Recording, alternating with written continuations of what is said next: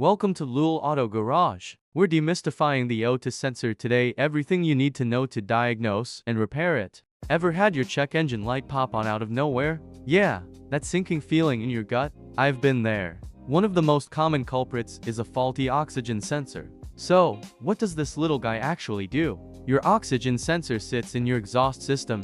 It measures how much oxygen is in the exhaust gases. The engine uses that info to balance your air-fuel mixture for better performance, cleaner emissions. If the sensor goes bad, your car might start running rough, waste gas, fail an emissions test. Not cool, but here's the good news: you can actually fix this yourself. First, grab an OBD scanner to confirm the problem. Most auto parts stores will even let you borrow one for free. If it points to the oxygen sensor, locate it usually on the exhaust manifold or down the exhaust pipe.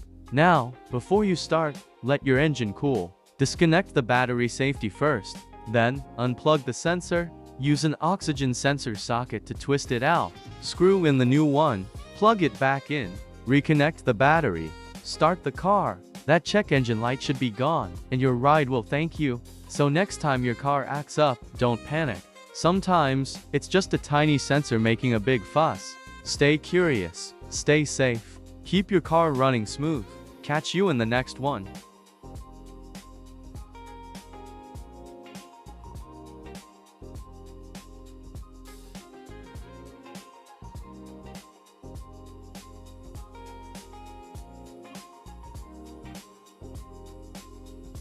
Thank you for watching. Please like this video and subscribe my YouTube channel for more videos about auto repair.